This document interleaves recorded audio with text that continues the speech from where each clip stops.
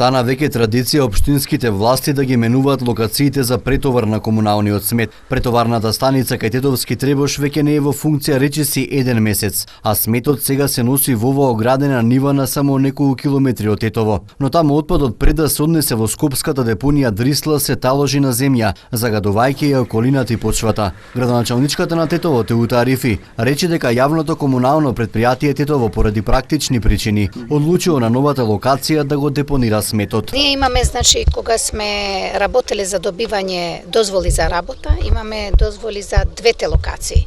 Така да, од на времето кога сме ги спремале, сме спремале документација за двете позиции, така да мислам дека нашето јавно комунално предпријатие проценило дека можеби у моментот тука им врши повеќе работа. Стопанственици на приватни фирми, куќи и викендици лоцирани кај новата дива депонија неколку пати го блокираа патот и не им дозволија на камионите на ЈКП Тетово да го транспортираат сметот до станицата. Вела дека нема да дозволат да се загади овој дел на Тетовско, каде се градат и нови населби. Ѓубрето е многу штетно што се носи во наша близина, пошто тука имаат многу погони и фабрики. За сите чим смета тоа, тука се прави и населба, да речем, кај што имат куќи, кај што живеат луѓе едноставно. И на тоа нас сите ќе ни сметат, пошто те сигурно ќе го палат и не можеме ние да работиме тука. Ова е веќе четврта локација поред каде тетовските комуналци го претовараат сметот. Првите две беа на влезот од градот каде се работеше без никакви стандарди. Од ЈКП Тетово ни изјавија дека новата станица за претовар во иднина ќе работи според сите стандарди, односно и таму ќе се донесе специјална машина за претовар на сметот и во иднина истиот нема да се таложи на земја.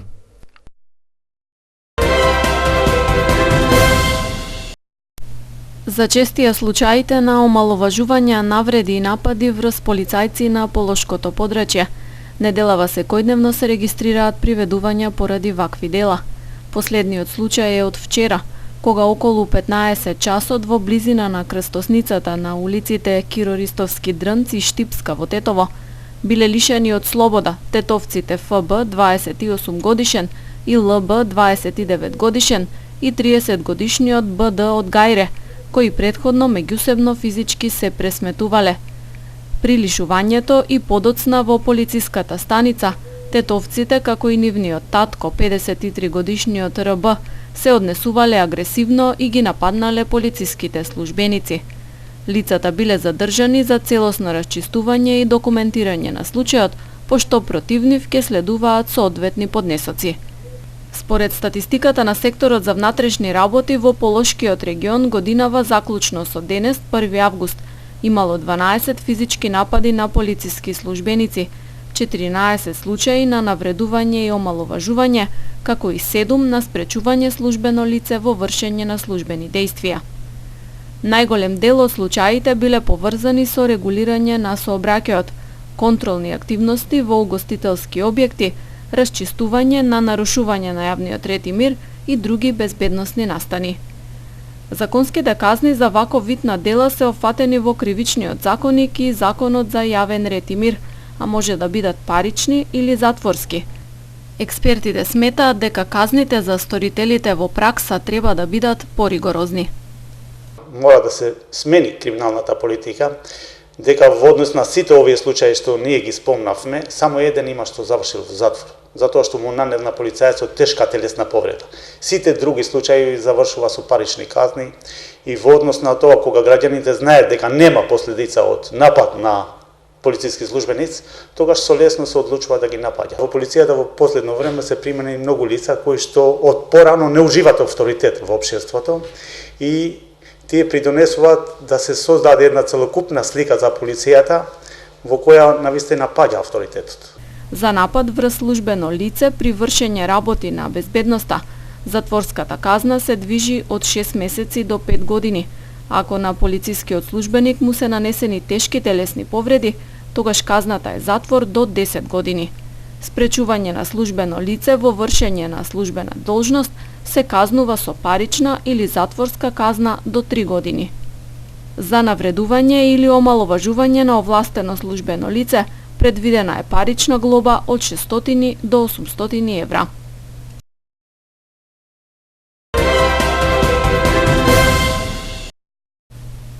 Кривичниот суд во Скопје во целост го одобри обвинителниот акт против 6 лица за трагичната автобуска сообраќајна несреќа од 13 февруари кај селото Ласкарци. Советот за оценка на обвинителниот акт по разгледување и ценење на фактите и доказите приложени во актот донесе решение со кое обвинението го одобри во целост. По оценетиот обвинителен акт формиран е кривично правен предмет кој согласно АКМИ системот ќе биде распределен на понатамошно постапување, а откако ќе биде насрочен термин за главна расправа, странките и јавноста ќе бидат дополнително известени, соопштија од судот. Со обвинителниот акт, газдата на компанијата Дурмотурс, возачот на автобусот и уште тројца вработени во станицата за технички преглед се товарат за тешки дела против безбедноста на луѓето и имотот во сообраќајот, додека едно лице е обвинето за несовесно работење во службата. Во тешката сообраќајна несреќа животот го загубија 16 патници, а 38 беа повредени.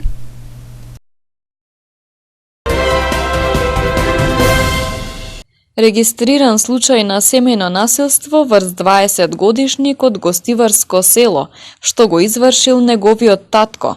Според пријавеното по расправија со мајка му, таткото физички го нападнал синот и му се заканил со огнено оружје. Нешто подоцна со судска наредба, извршен е претрес во неговиот дом, при што биле пронајдени 11 куршуми со различен калибар. Таткото е лишен од слобода и задржан во полициската станица Гостивар за расчистување на случајот.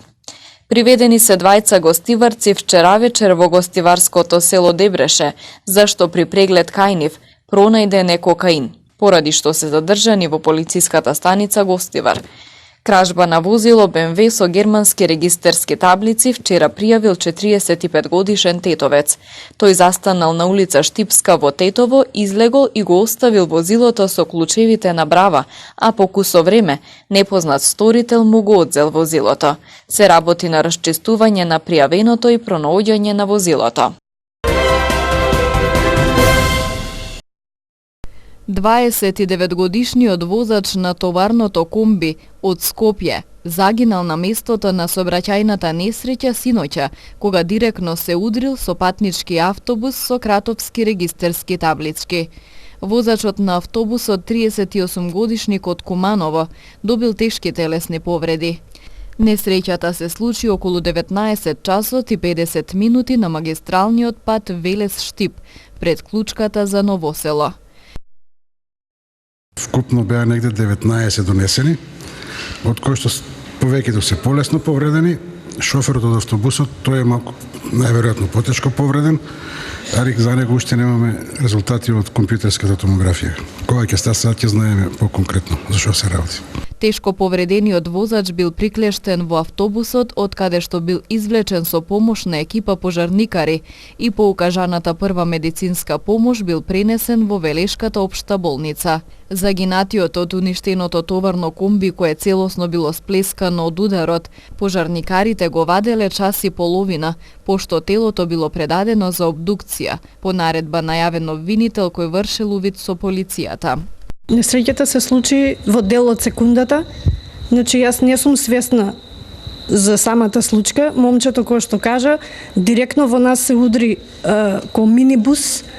Тој шофер е сигурно загинат, нашиот е преживеан, само е тешко повреден во нозите. Јас не сум толку лесно повредена сум, моето момче е шиено на челото и мислам дека и другите сопатници се така лесно повредени, може би има и некои со скршеници, али мислам дека поминавме со лесно. Повредените биле семејства со деца и патувале на одмор за Бугарија. Имало патници од Кичево, Гостивар и Велес. Патник од автобусот изјавил дека патувале кон Штип, каде што требало да се префрлат во друг автобус, за да го продолжат патот кон Бугарија. Полицијата работи на утврдување на причините на сообраќајната несреќа. Од СВР Велес дополнително се очекуваат повеќе информации. Мајчиното млеко е неопходно за правилен раст и развој на бебето, а воедно помага во одржување на неговиот имунитет. Докторите велат дека доењето представува најздрав и најевтин начин на хранење, а придонесува и за поврзување на мајката со новороденчето. со слоганот да се поддржат родителите за да се овозможи доењето. Од денеска до 7 август се одбележува Светската недела на доењето. Секој новородено на мајчино млеко ги има сите предности, сите предуслови за еден нормален раст и развој. Факторите кои ги содржи мајчиното млеко не може да ги содржи нито едно друго млеко, како што е кравјото млеко, козјото и адаптирано или млечните формули.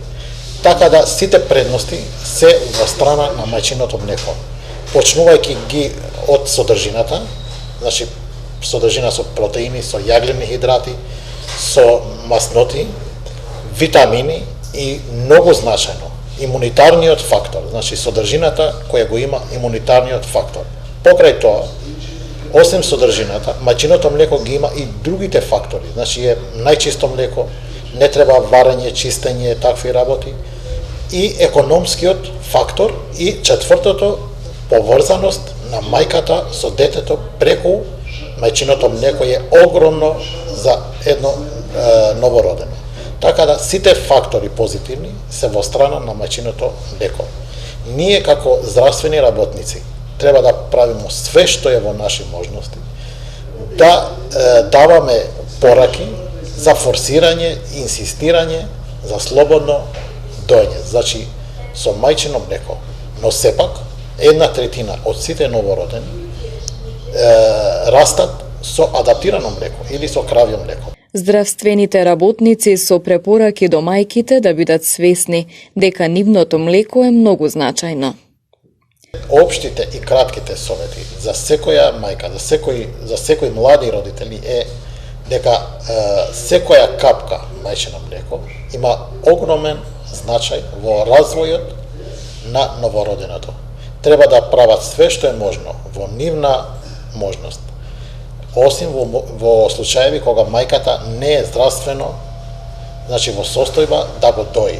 Тогаш има некои оправдувања каде што мајчиното млеко не е дозволено или не е овозможено.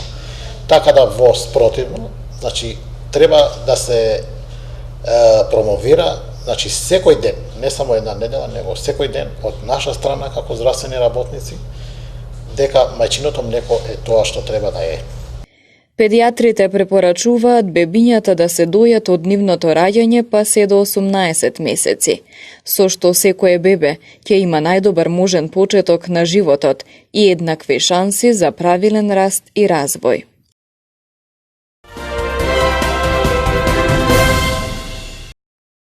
Премиерот Зоран Заев заедно со председателот на владата на Република Бугарија Бојко Борисов по заедничката пресконференција придружени од страна на министрите за надворешни работи на двете земји Никола Димитров и Екатерина Захариева оддадоа почит и положија венци на вечното почивалиште на Гоце Делчев во црквата Свети Спас во Скопје.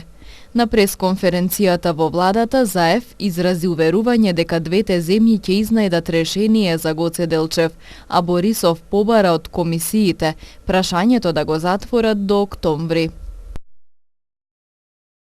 Потикнати од минатото и предизвикани од иднината, ние, Северна Македонија и Бугарија, секој ден им покажуваме и на Балканот, и на Европа, и светот, дека нашите предизвици можеме да ги решаваме преку разговори, почитување и трпеливост без посредници. Постигнавме согласност и веќе заеднички чествуваме личности и настани од заедничката историја на нашите земји и народи. Во месеците кои што се пред нас, продолжуваме посветено и без предрасуди да работиме на согледување и утврдување на сите историски точки и личности кои не поврзуваат. Денеска заклучивме да ги охрабруваме двете комисии од двете страни да продолжат во решавањето и на прашањата кои што се следни. Решивме веќе 4 историски личности кои што заеднички ги чествуваме. Исто така верувам дека ќе се најде решение и за историската личност херојот Гоце Делчев. Секојдневно треба да работиме. Времето е малку за да завршиме со овие конфликтни, така наречени теми за сите ние, за сите херои за кои спориме ние, за кои дискутираме, тие го имат дадено својот живот, се жртвале за да можеме ние тука да стоиме заедно. И токму во таа тема не би било честно во однос на нивната идеологија, во однос на нивното мечтаење, целта. Тие се мечтаели да се има автономија, да се изнајде собствено решение, да се има права за луѓето кои живеат во овие региони. И сето тоа го имаме и го развиваме, како што колегата Заев подвлече. Така што се надевам, историчарите не само што нема да попречуваат, туку и ќе вложат огромни напори за да го најдат правилното изразување на историјата. Општинската организација на Сојузот на борци Тетово на 2 август, петок, ќе организира пригодно одбележување по повод 75 години од првото заседание на АСНОМ, 2 август 1944, како и Линденското востание. Пред споменикот на револуцијата во Тетово, со почеток во 10 часот, ќе биде положено свежо цвеќе.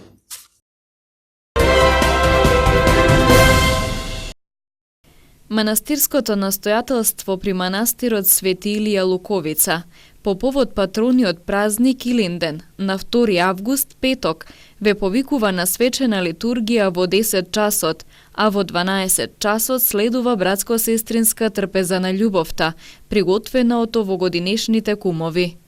Ќе ве забавува групата Експрес Мабент од Скопје, а традиционално ќе има зурла и тапан.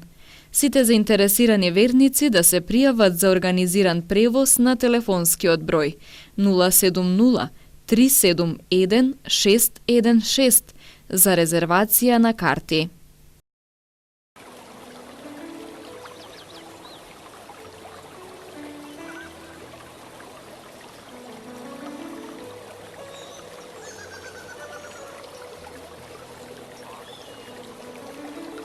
Времето денес беше сончево и топло со мала до умерена облачност.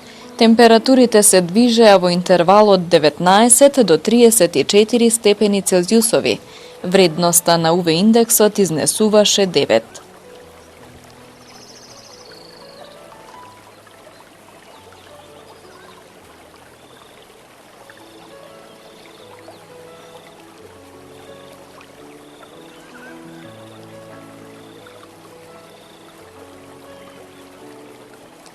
Утре не очекува сончево и многу топло време, со слаб до умерен ветер од северозападен правец. Кон крајот на денот ќе има локална појава на краткотраен пороен дожд и грмежи. Температурите ќе се движат во интервал од 18 до 35 степени Целзиусови. Вредноста на УВ индексот ќе изнесува 9.